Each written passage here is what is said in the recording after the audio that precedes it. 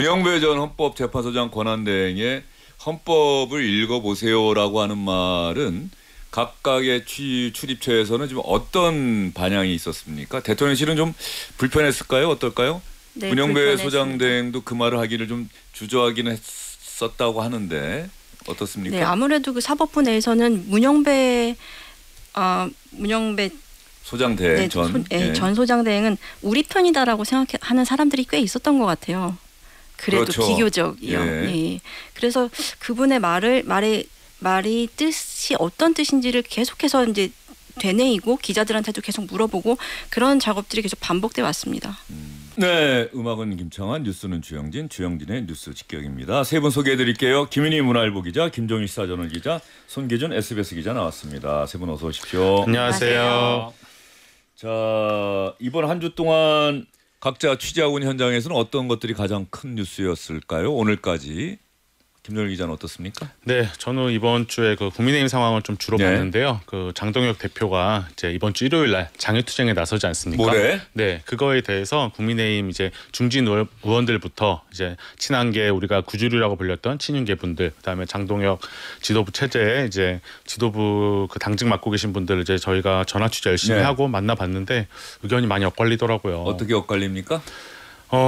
이제 장동혁 대표가 지금 급한 거 알겠다. 그래서 지지층부터 결집시키려고 이제 대구 경북 이제 보수의 심장이라고 할 수 있는 TK에 가서 이제 쫙 이제 지지층 결속을 하려고 하는 거 아니냐라는 이제 해석도 나오지만 또 이제 당장 당협위원장들이나 원내 의원들은 볼멘 소리가 나와요. 왜냐면 동원령이 떨어졌거든요. 네, 그리고 또 하나 이제 되게 걱정하는 거는 중진 의원들이 특히 황교안 체제 때처럼 무조건 강경 이제 장외투쟁 나선다고 지지율이 오르는 거 아니다. 그 다음에 나가는 것보다 더 중요한 게 회군하는 건데 과연 출구 전략이 있느냐에 대한 고민과 우려 섞인 목소리를 제가 많이 들었습니다. 예. 민주당과 이재명 대통령실을 압박하기 위해서 장외 집회에 나서는데 장외 집회를 놓고 국민의힘 내부에서도 우려의 목소리가 나온다. 손기준 기자가 지금 민주당은 이번 한 주 어땠습니까?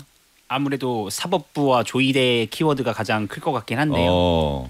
지금 이제 오늘도 지금 조희대 대법원장에 대해서 사퇴를 요구하고 있고 되게 자업자득이다, 결자 해지해라 이러고 있고 어제는 또 내란 전담재판부 법까지 발의되면서 되게 약간 사법부에 대한 프레셔가 엄청 연일 갈수록 약간 압박수위를 높이고 있는데 약간 그런 느낌이에요. 서부 시대 극에서 총을 발사하기 직전까지 블렛을 지금 당기고 있는데 발사 시점이 언제인지는 모르겠습니다. 서부 영화면은 뭐 먼저 총을 쏘고 그런 것도 있지만 그거 있지 않습니까? 그걸 이름을 뭐라 그러죠? 이렇게 해서 둘이 등대고 마주서서 똑같이 10걸음 걸어가서 돌아서면서 누가 먼저 쏘느냐 뭐 이런 게 있었는데 서부 영화는 뭐 혹은 뭐 러시안 룰렛일 수도 있는데 러시안 룰렛. 민주당이 사법부 대법원장을 압박하는 것 상권 분립에 위반되는 것 아니냐는 그 지적에 대해서 민주당은 매일매일 아마 위반되지 않는다. 국민이 가장 위에 있다. 선출된 권력이 만든 시스템에서 사법부도 돌아가는 것이다.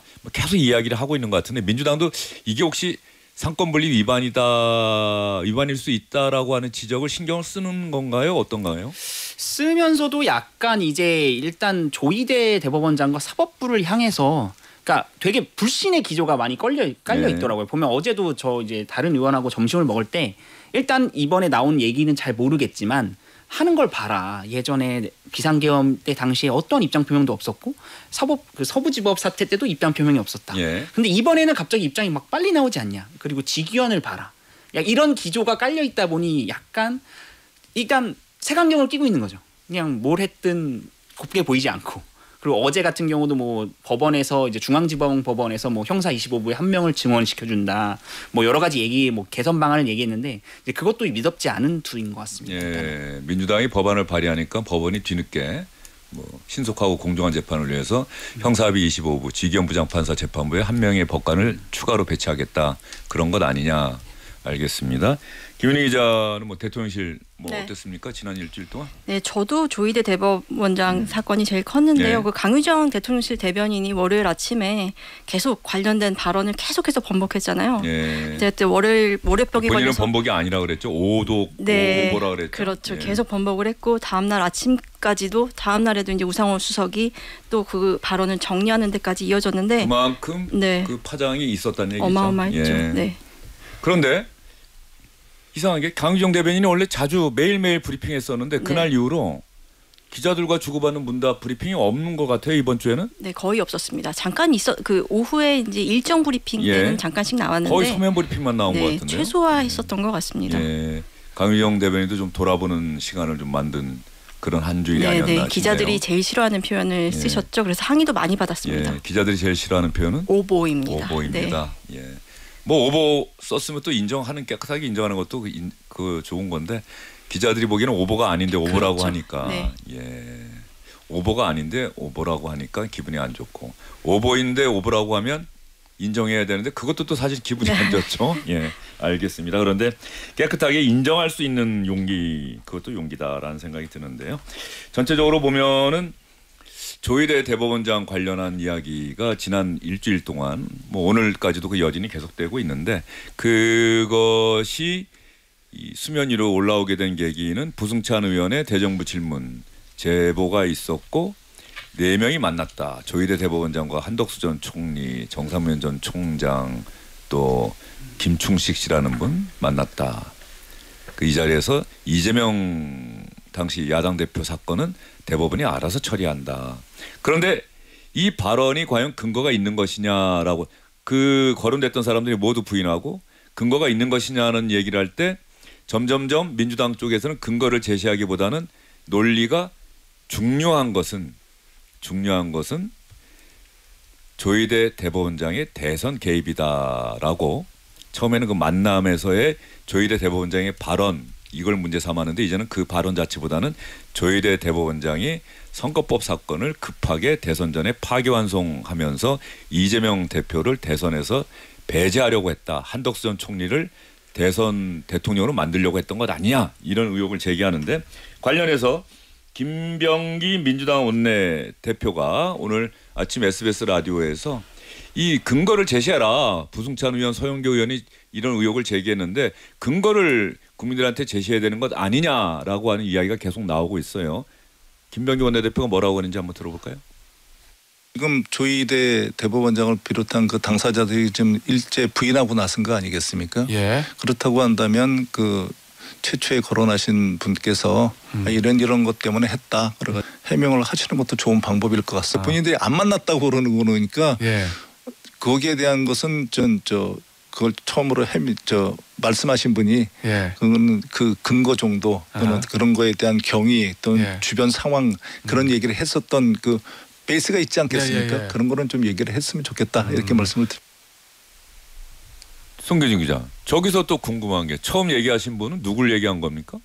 사실상 서영교 의원하고 부승찬 의원 둘 중에 하나 같은데 조금 더 결을 하면 서영교 의원을 좀 더 겨냥한 서영교 의원이 5월 1일인가 뭐 5월 2일 날 아마 처음 말했을 거고 그다음에 이제 그 유튜브에서 한번 나온 이후로 열린공간 TV 그러고 5월 14일 날 또 법사위에서 한 번 더 거론을 했을 겁니다. 이제 그래서 약간 지금 말하는 걸 보면 이제 거기 나왔던 거론된 사람들이 다 아니라고 하는데 그럼 새로운 게 있냐 이렇게 이제 한번 왜냐면 근거를 대야 되는 타이밍 그러니까 핑퐁을 하는데 저쪽에서 공이 왔으니 여기서 공을 쳐내야 되는지 아니냐 약간 이런 취지로 지금 해석이 되는 것 같습니다. 서영교 의원이다라고 하는 게 맞는 것 같아요. 왜냐하면 서영교 의원이 아침에 법사위 뭐 회의 도중에 나왔는데 기자들이 물어보니까 그건 내가 아니라 열린공감 TV 그 기자들한테 얘기하라고 하는 것 아니냐 이렇게 얘기를 했는데 조금 전에 서영교 의원이 페이스북에 뭐 글을 올린 것 같더라고요. 네, 글을 엄청 길게 올렸는데 지금 엄청 길어서 저도 제보자를 어떤 사람이라고 얘기했죠? 과거 여권 고위직 관계자로부터 제보된 것이라고 체크했다. 그게 여권 고위 관계자인데 자기가 들은 사람은 그 사람이 아니라 현역 국회의원이라는 얘기 아니에요? 또 맨 처음엔 그렇게 얘기하고 있어요. 왜냐면은 바뀐 겁니까 아니면 어떻습니까? 정확하게? 바뀐 거 같진 않고 약간 이제 그 녹취는 또 그렇게 갔고 처음 들었던 건 또 현역 국회의원이라고 얘기하고 약간 좀 약간 이게 좀 뒤섞인 것 같은데요. 뭐 정리하면 옛날 여권 고위 관계자로부터 들은 현역 국회의원으로부터 들었다 뭐 이렇게 되는 거 아니에요? 그렇게 해석될 수밖에 없을 것 같아요. 전원의 전원 느낌일 것 같습니다. 지금 봤을 때는. 그리고 더 뭐 이상하다고 얘기하기는 좀 그런 게 명쾌하지 않은 게 특검이 수사한다면 특검에 가서는 그 제보자가 누군지를 얘기하겠다라고 얘기를 한 것 같아요. 서영교 의원이. 네, 그렇습니다. 아까 이제 말씀하셨던 이제 열린공간 TV에 물어봐라 했을 때 너네들도 그러니까 한마디로 기자들도 예. 취재원은 안 밝히지 않냐, 예. 보고해야 할 의무가 있지 않냐 이런 예. 취지로도 언급한 거 보니까 그런 것과 비슷한 맥락인 것 같습니다.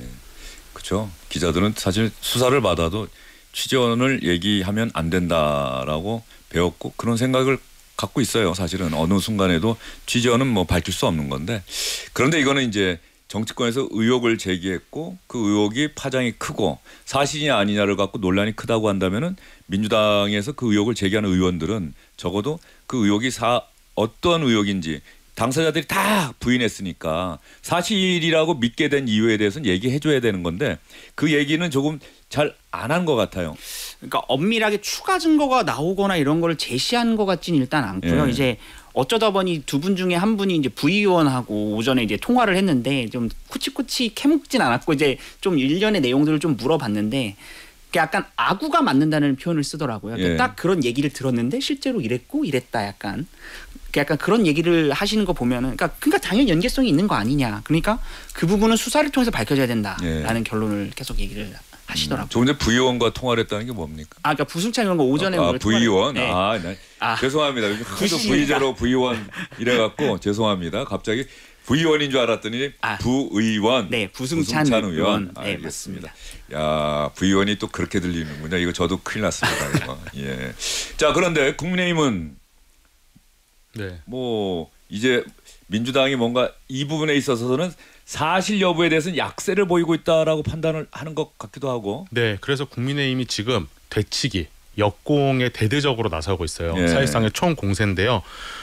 송원석 원내대표 같은 경우에는 조이대 의혹을 불지핀 민주당의 징벌적 손해배상 1호 적용 대상이다. 아이고, 민주당이 했던 얘기 아닙니까? 네, 이제 송원석 원내대표 같은 경우에는 정청래 대표 등을 겨냥해서 민주당이 추진하는 징벌적 손해배상 제도의 제1호 적용 대상으로 막대한 손해배상 책임을 지게 해야 된다라는 주장을 하고 있는데 또 가령 이제 유상범 원내수석 부대표 같은 경우에는 이게 제2의 광우병 괴담이다, 사드 전자파 괴담이다, 또 최근에 이제 많은 대중들이 기억하실 청담동 술자리 의혹 2다. 그래서 이거 괴담성동 DNA가 상습적으로 발현된 것 이렇게 엄청나게 센 메시지를 내고 있거든요. 예. 이 얘기는 방금 김병기 원내대표 얘기처럼 해명해야 된다, 근거를 제시해야 된다라고 하는데 똑 떨어지게 못하고 있지 않냐. 그러니까 엄청나게 지금 총공세를 하고 있고 아마 일요일 장동혁 대표 그 대구 장외 집회에서도 이 부분이 엄청난 그 여권을 공세하는 주요한 그 재료가 되지 않을까 싶습니다. 자, 그러면 정청래 민주당 대표 오늘 아침 최고위원 회의에서 아마 또 조희대 대법원장은 깨끗하게 물러나야 한다고 얘기를 했을 것 같고요. 여기에 대해서 국민의힘에서는 조금 전에 우리 김종일 기자가 이야기한 것처럼 징벌적 손해배상 엄청난 돈을 물려야 한다라고 이야기를 했다고 하는데 한번 두 사람의 이야기를 차례로 들어보도록 하겠습니다. 먼저 정청래 대표입니다. 이재명 당시 대선 후보에 대한 평상적 절차만 지켰어도 대선 후보를 바꿔치기를 했다는 의심도 없었을 것입니다. 조희대 대법원장을 둘러싼 내부의 비판과 국민적 불신은 다 조희대 대법원장이 초래한 자업자득입니다. 본인이 자초한 일이니 본인이 결자 해지하시기 바랍니다. 깨끗하게 물러나시기 바랍니다. 현명하게 처신하시기 바랍니다. 그 재벌한 것이 허위 사실을 유포하는 개인의 목소리 또는 변조되거나 AI가 만들어낸 목소리일 뿐 조희대 대법원장과는 아무런 관련조차 없다는 것이 확인되었습니다. 국민 앞에 공공연하게 허위 사실을 유포한 정청래, 서영교, 부성찬, 김어준 등은 더불어민주당이 추진하는 징벌적 손해배상 제도의 제1호 적용 대상으로 막대한 손해배상 책임을 지게 해야만 할 것입니다. 예. 그 열린공감 TV도 기자들이 좀 취재를 할 수밖에 없는 상황이에요. 뭐 처음에 그 목소리가 뭐 AI다라는 얘기가 있는데 열린공감 TV에서는 AI가 아니다. 네. 이 얘기 들으셨죠? 네, AI가 아니고 그걸 그냥 뭐 조금 변조를 한 2-3번 거쳐서 그렇게 AI처럼 들렸다는 얘기가 있고요. 아니 뭐 어떤 여성의 목소리라고 얘기를 한 것 같은데요. 그러니까 AI가 아니고 사람으로 제보자를 보호하기 위해서 사람이 했는데 그냥 여성이 했다. 그리고 그 사람이 마치 얘기하는 것처럼 몇 월 며칠쯤 뭐 4명이 만나서 그 자리에서 조희대 대법원장이 이런 얘기 했다고 하더라라고 하는 그 목소리를 여성의 목소리를 잃게 했다. AI가 아니다. 네, 이런 거죠. AI가 아니다. 네, 그렇게 주장하고 있습니다. 그리고 이 여당에서는 또 하나 나오는 얘기는 그 서영교 부총장 의원 너무했다라는 얘기도 있는 반면에 한편으로는 또 우리가 비상계엄도 그렇게 황당한 얘기를 처음에 이제 김민석 총리가 한때 제기를 하지 않았습니까? 예. 그땐 정말 아무 근거도 없이 제기했던 것이 결국은 사실로 밝혀졌는데 이번 일 같은 경우에는 이 그 조희대 대법원장이 그 대선 전에 있었던 그런 일련의 사건들도 있었고 또 지금 재판 과정을 보면 합리적으로 의심할 수 있는 부분 아니냐. 이 비상계엄의 그 경험이 지금 민주당을 약간 지배하는 게 아닌가 싶어요. 그럴 수도 있겠다. 개연성이 있다라는 얘기를 하는 사람들도 꽤 있습니다.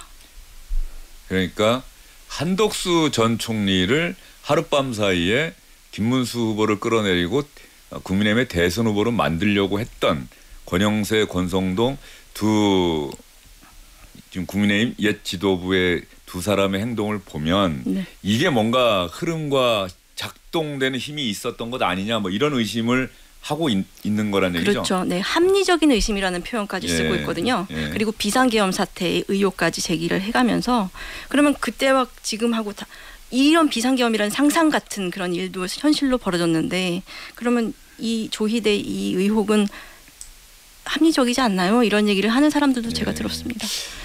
이런 일련의 과정들을 쭉 취재하다 보면 뭐 현장의 기자들이니까 취재를 할 수밖에 없는데 하루하루 주장에 매몰돼서 취재를 하다 보면 전체적인 흐름을 놓칠 수가 있고 그렇다고 또 전체적인 흐름을 보고 내 생각으로 이럴 것이다라고 혼자 추론하다 보면 그게 음모론으로 가게 될 가능성도 크고 제일 중요한 건 팩트, 사실이 무엇이냐 이 부분을 갖고 계속 취재를 해야 되는데 지금 우리도 답답한 거는 사실이 뭔지는 아직도 잘 모르겠다.